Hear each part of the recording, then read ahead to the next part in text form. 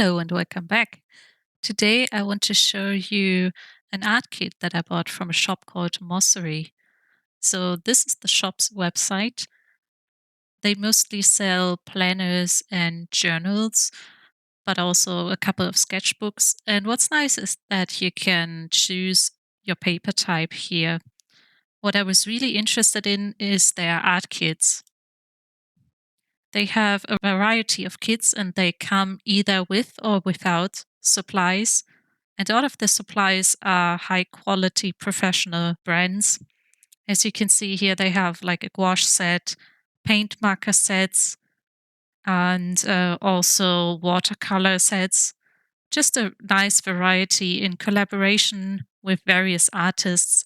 And those are all relatively well known artists. The set that I bought is this set here, Angela Pan's paint marker set. She has two different sets. One is themed around Japan, and one is themed around, I think it's European cities and European sightseeing sites. So this is what is included if you purchase this set with the supplies. This comes with Posca pens, but notice the price here. The art kit without supplies is roughly $100 or €100, and the one with the supplies is almost twice as much. You can customize the cover for the sketchbook that comes in this set. You can personalize it, and it comes with like an instruction book and a bunch of prints and stickers. So I wanted to buy this one, but it is quite expensive. So I looked around if I would be able to buy markers cheaper elsewhere so that I could only buy the mini set without the supplies. And in the end, I set it on some markers from Thule Art. You can see them in a different video. I have a full review of them. And I received 2 sets of them for Christmas. After Christmas, I decided to buy this art set here. And now we're going to take a look at it. So here is our mini art kit. It's actually quite a big box. It has a paper cover with the artist's name on the outside and a print on top. It was also shipped inside a plastic cover. Mossery is actually based in Malaysia, but shipping only took roughly 1 week to Germany. And I paid customs fees, but only around €3. Here's the back side of the paper cover. It introduces Angela Pan, the artist. She is a Chinese-Canadian artist and likes to draw Japanese subjects. I got the set because I'm interested in paint markers and I also like Japanese things. In fact, I lived there for a year and I'm hoping that I can use what I'm learning in this set to paint some of my photos from Japan. So here we are. When you open the package, the first thing you see is a little greetings card from Angela.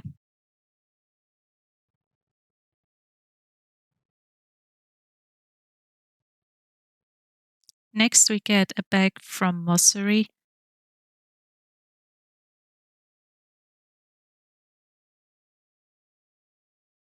And inside the bag, we have a paper bag that's holding some art prints and note cards featuring Angela's artwork that she created with the supplies from the art kit, and this practice workbook, but we will look at it later. Next, we have this bubble wrap here, and inside of it, there are a bunch of stickers featuring Angela's artwork. Those are really cute, by the way. And we get a bunch of freebies from Mossery. And this here is a paper box. You can slide this here to the side. Look at the flowers.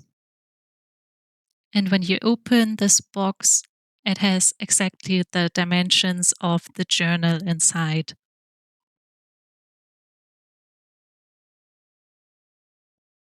So here you can see everything that is included in the art kit without art supplies, which are the two journals. One is empty and one is the practice workbook, and the prints and stickers from Angela. Let's take a look at the stickers first. You actually get 2 sheets of stickers of each of these. So there's 4 in total in here. And everything that you can see here in the stickers was painted using the paint markers that are the featured medium in this set.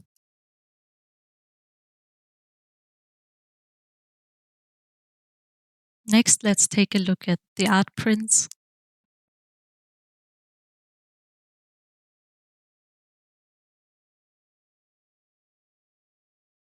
The packaging is really nice too. So we have some nice postcards here.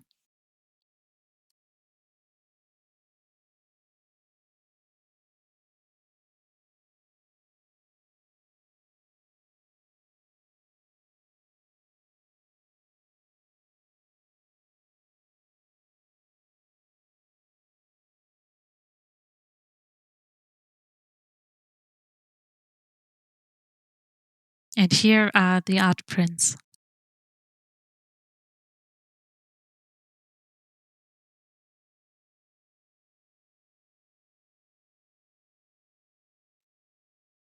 And now remember what these things looked like. Now here are our 2 main items, 2 journals, and one of them is a practice workbook that has the exact same paper inside as the journal. So what this art kit does is that it gives you a guidebook where you can see how this artist works. We're starting out with a description of the supplies. I don't have these, but mine should work similar to that. Trying out the colors, color mixing, a bit about blending, and now we get images, descriptions, tips, and color choices for all the things that we just saw as stickers, or at least for many of them. We start out with individual subjects, work our way up to more complicated things like buildings. And then Angela teaches us how to do landscapes. We start with backgrounds and mountains, then gradually work our way to city scenes. You can see here how she started this painting in the background and worked her way to the foreground. Here we have a step-by-step guide for some of her paintings, and these are also featured as art prints in this set. So this was the booklet inside the workbook, and now we're opening the workbook and the pages are pretty much exactly the same. We're starting out with the color mixing, getting to know our supplies. These are all in exactly the same order as the instructions book, so you can follow right along with your supplies. This workbook is quite thick. I think it has 64 pages or something like that. It even includes the large paintings by Angela in the back. The outlines are printed in a sort of gray color, and sometimes they are lighter, where you're supposed to paint lighter colors. So you should be able to cover them quite well with your acrylic paint pens. Now, both journals in this set feature marker paper, and that's quite interesting to me because I haven't used this before. I've mostly used markers with watercolor or mixed media paper. This paper feels quite interesting. It has a really smooth texture. It feels quite thick, but it feels like the front side is coated in some way and the back side is not. So you could probably not paint on the back side.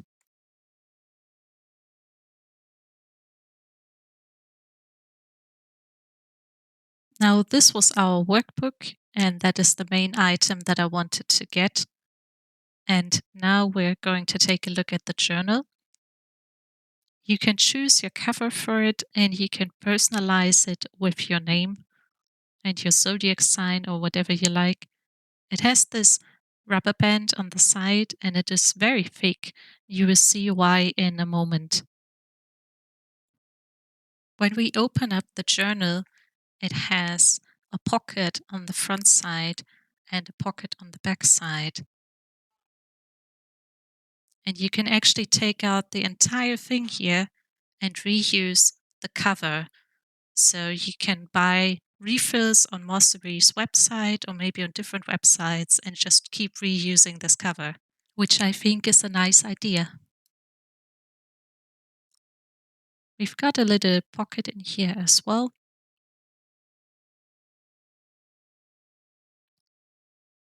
And all of the pages in here are blank. So once you are done with the practice workbook, you can put everything that you've learned to use in the blank journal. Okay, so now that we've looked at the journals, it's time to give them a try myself. Since I don't have the exact same supplies, I first tried to find colors that closely matched what Angela was using among my supplies. I also tried out some of the techniques, such as achieving a nice gradient here with the pens, and then I also gave it a try with a brush just to see if I can use a brush on this paper and what it would look like. You can use a brush, but you need to work really fast because acrylics are fast drying. But I think the coating on the paper helps you a little bit. It feels like the paint dries a little bit slower and you're also able to smudge and blend the colors a bit better. I did get some scratchiness issues here when the paint starts to dry on the paper and I go over it again. Sometimes I end up scratching it. You can usually cover this again, but you can see it. I started out with the leaves and it took a little bit of time to get used to these pens, in particular on this type of paper. In some ways, it behaves a bit like watercolors, in the sense when you put wet paint marker next to wet paint marker, they're going to run into each other. You can use this to your advantage if you want to blend colors, but it took me some getting used to figure out how to do this and how to get the effects that I wanted. Also, one of the things that Angela mentioned is that you shouldn't overmix your colors because they will look unpleasant. And this is exactly what happened to me on this first page with the top red leaves here. They look really strange. I applied too many layers of color and they have this really strange sheen on them that never went away. And if you look really closely, the paint even has little hairlines or cracks in it. So it took a little bit of practice how to mix these colors as well without overdoing it.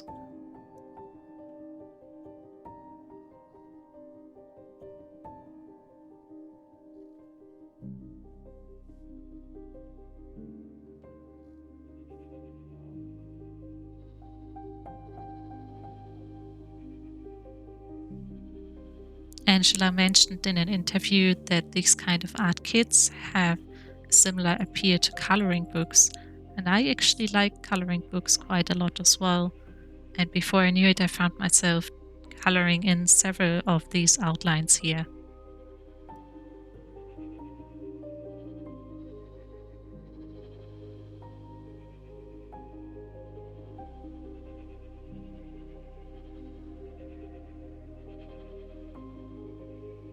I think it might be hard to see what's going on because there is a lot of glare from my lighting. So I took this close-up video with my phone camera so you can see how the paint is reacting on this paper. You can see how the wet paint is mixing on the paper and how this is achieving sort of a painterly effect, but it's a bit hard to control. And you need to work a bit like you would with watercolors and avoid working right next to an area that is still wet if you don't want colors to mix with each other.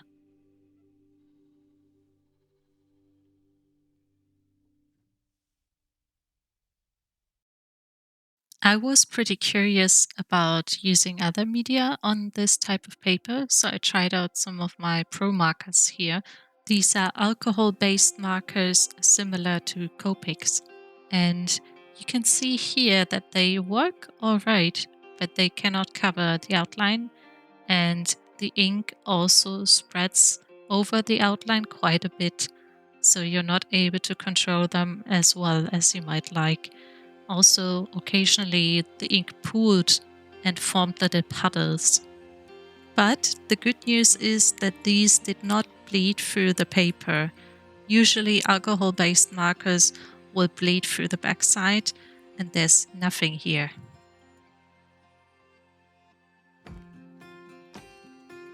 Next up, I tried how gouache would work on this paper, and you really need to use it in a very thick and opaque fashion, not too much water, and then it works just fine as well.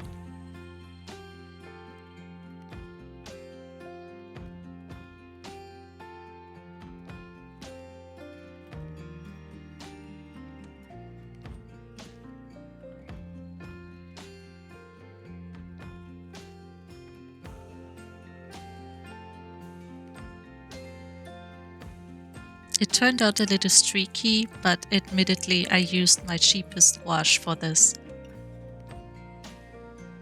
I also tried one of the cityscapes here and followed Angela's recommendation for the order in which to paint this. So this is Tokyo Tower. It looks a lot like the Eiffel Tower. The painting itself was straightforward enough, but for the background I did not use the pens. I thought it would be too large of an area, and I used a couple of my acrylic paint cups that I had left over from painting by numbers sets for the background here. But the acrylic paint from the cups and the acrylic paint from the pens looks a little different once it dries, because it reflects light in a different way.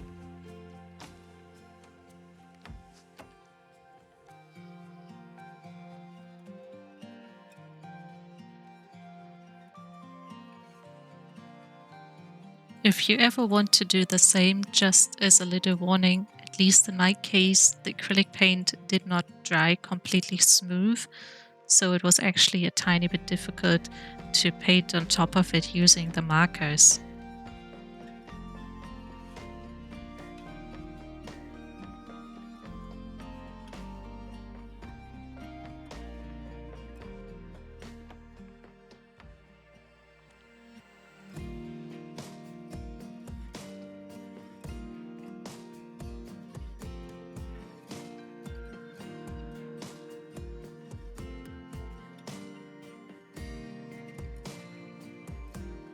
After I had done these and a couple more, I felt ready to tackle my own project in the blank sketchbook.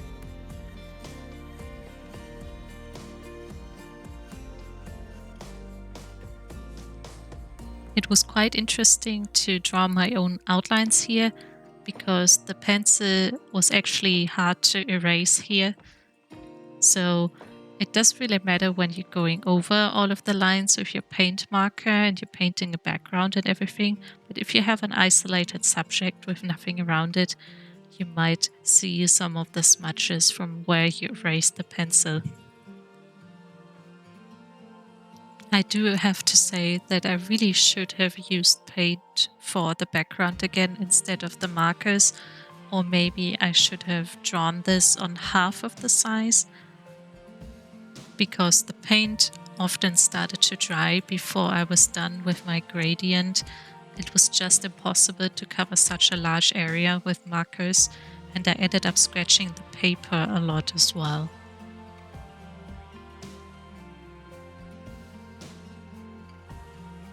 This is the last speed painting, so I would just summarize my thoughts about this art kit here. I think it's a really fantastic set, in particular if you want to get into a new medium. You get really good instructions here, and I really like the progression of difficulty, in particular how you're working from simpler subjects to more complicated ones. I struggle a lot with how to simplify, in particular when it comes to landscapes, so I'm looking forward to learning more about this. The entire set feels really high quality and is a lot of fun to use. The set is also really portable. All you need in addition to the pens and your workbook or your journal is a tissue to wipe your pens occasionally to clean them again. But apart from that, you can just sit on a sofa or take them to visit your family and just paint anywhere with these. I can really recommend these sets, but they are quite expensive, so you may want to sign up for their newsletter or wait for a sale.